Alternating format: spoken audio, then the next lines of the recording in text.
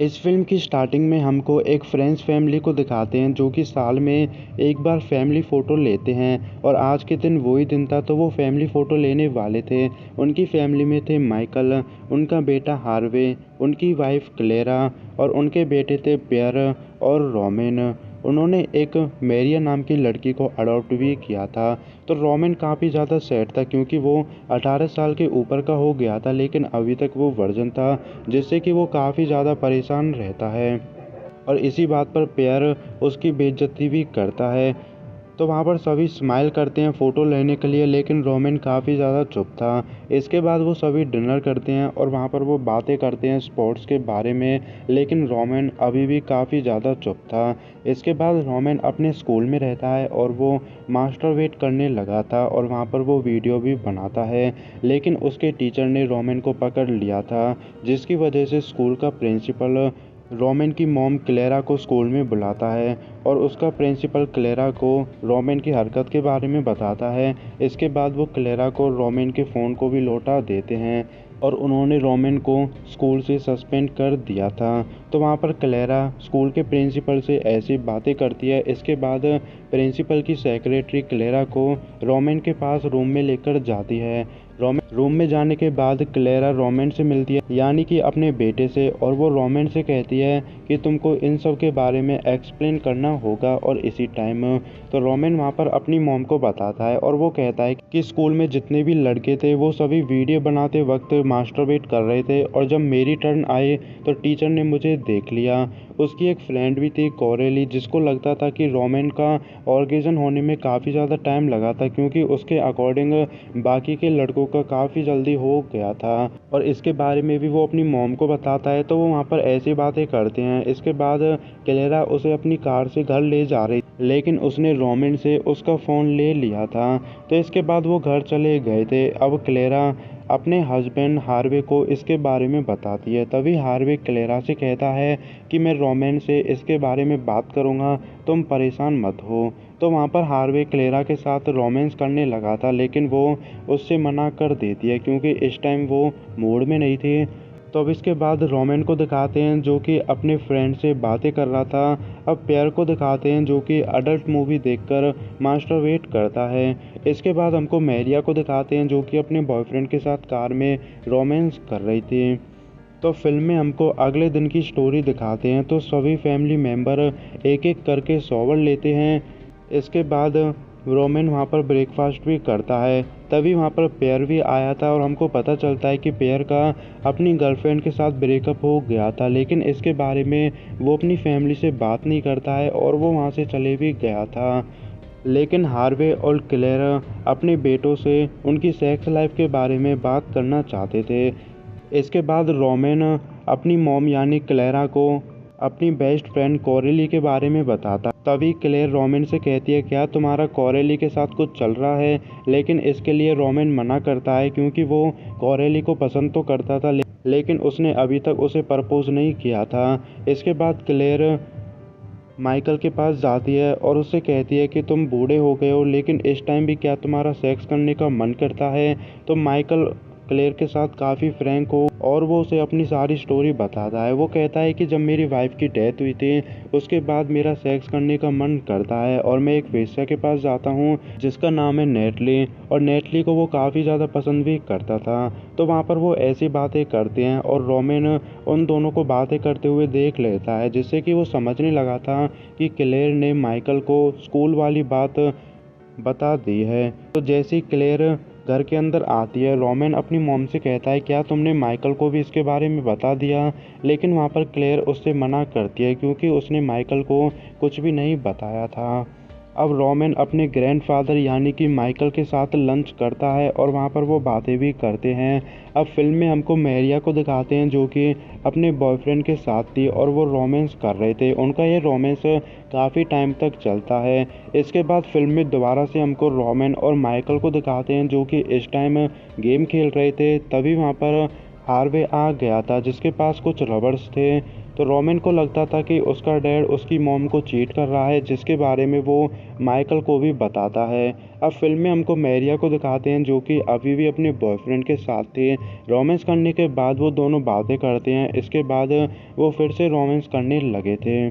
अब रोमेन को दिखाते हैं जो कि अपने घर पर था, लेकिन वो काफ़ी परेशान था क्योंकि वो घर से बाहर नहीं जा सकता था और कैरोली से उसकी बात भी नहीं हो रही थी, तो उसका घर पर मन नहीं लग रहा था। अब फिल्म में हमको पियर को दिखाते हैं जो कि एक बायोसेक्सुअल था। वो अपने बॉयफ्रेंड और एक लड़की के साथ था और वहाँ पर वो थ्रीसम भी करते हैं। इसके बाद रोमेन को दिखाते हैं जो कि अपने स्कूल के बाहर कोरेली से मिलता है। वो उससे मिलने के लिए ही वहाँ पर गया था, तो कोरेली उसके पास आकर उससे थोड़ी देर बातें करती है। इसके बाद वो अपने स्कूल चले गई थी, लेकिन इस टाइम वो उसे अपनी फीलिंग नहीं बताता है।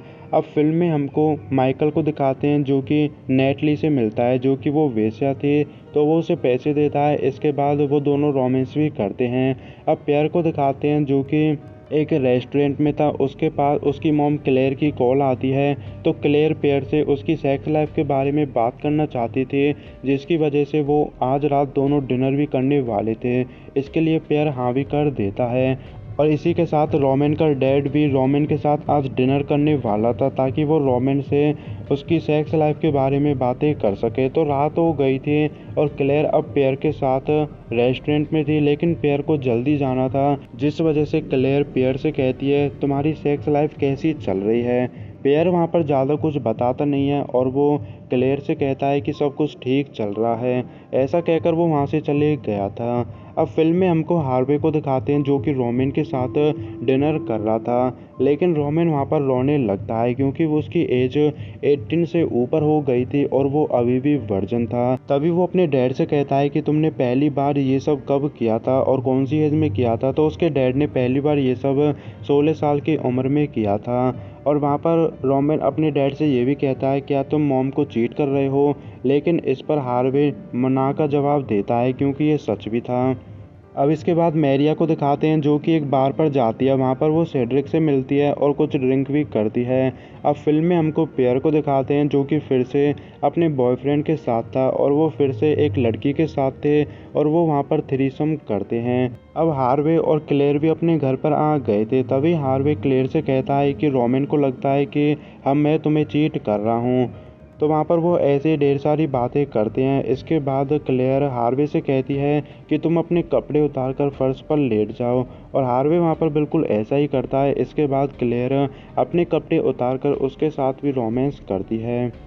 अब नेक्स्ट सीन में हमको रोमेन को दिखाते हैं जो कि काफ़ी परेशान था क्योंकि घर में जितने भी मेंबर थे वो किसी न किसी के साथ मज़े कर रहे थे, लेकिन रोमेन बिल्कुल अकेला था, जिससे कि वो काफ़ी ज़्यादा परेशान रहता है। तो अब रात को उन फैमिली मेंबर को दिखाते हैं जो कि अपने अपने पार्टनर के साथ मज़े कर रहे थे।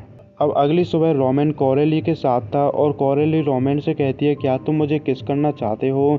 इस पर रोमेन हाँ का जवाब देता है और वहाँ पर वो दोनों किस भी करते हैं। किस करने के बाद कोरेली वहाँ से चले गई थी। अब वो सभी घर पर रहते हैं क्योंकि आज के दिन माइकल का बर्थडे था और उनके घर पर सभी फैमिली मेम्बर थे और उनके पार्टनर भी थे, जिनमें कि कोरेली भी थी। बर्थडे कंप्लीट होने के बाद रोमेन और कोरेली अपने रूम में जाते हैं और वहाँ पर वो रोमांस करने लगे थे। रोमांस करने के साथ कोरेली रोमेन से कहती है कि मैंने पहले भी ये सब किया है, लेकिन आज तुम्हारे साथ मुझे ऐसा लग रहा है जैसे कि मैं पहली बार कर रही हूँ, क्योंकि वो उसे पसंद करती थी। तो वो अपने रोमांस को कंटिन्यू रखते हैं और उनका ये सब काफ़ी टाइम तक चलता है। अब तो रोमेन के अब स्कूल से सारे चार्जेस हटा दिए थे क्योंकि स्कूल के प्रिंसिपल को कोरेली से पता चल गया था कि वहाँ पर जितने भी लड़के थे वो सभी ऐसा कर रहे थे, यानी कि वो क्लास के अंदर मास्टरबेट कर रहे थे। अब वो क्लास के सभी बच्चों को तो सस्पेंड नहीं कर सकते थे, इसका मतलब ये था कि रोमेन अब दोबारा से स्कूल जा सकता था। अब फिल्म में हमको डायरेक्ट 1 साल बाद की स्टोरी को दिखाते हैं। तो माइकल की अब डेथ हो गई थी, लेकिन उनके घर पर कोई भी सेट नहीं था क्योंकि क्लेयर का मानना था कि उनकी डेथ उम्र पूरी होकर हुई थी। तो वहाँ पर कोरेली उनकी वीडियो भी बनाती है क्योंकि उसे वीडियो बनाना काफ़ी ज़्यादा पसंद था। अब उनके घर पर सभी फैमिली मेम्बर थे एक साथ और वहाँ पर वो फ्यूनरल के बारे में बातें भी करते हैं। तभी उन सभी को पता चल गया था कि पियर एक बायोसेक्सुअल है। इसके बाद मैरिया अपने बॉयफ्रेंड के साथ वहाँ से चले गई थी। तभी हमको हार्वे को दिखाते हैं जो कि काफ़ी ज़्यादा सैड था क्योंकि उसके डैड की डेथ हो गई थी। इसके बाद क्लेयर नेटली से मिलती है और नेटली क्लेयर को बताती है कि माइकल के साथ उसका एक्सपीरियंस कैसा रहा था।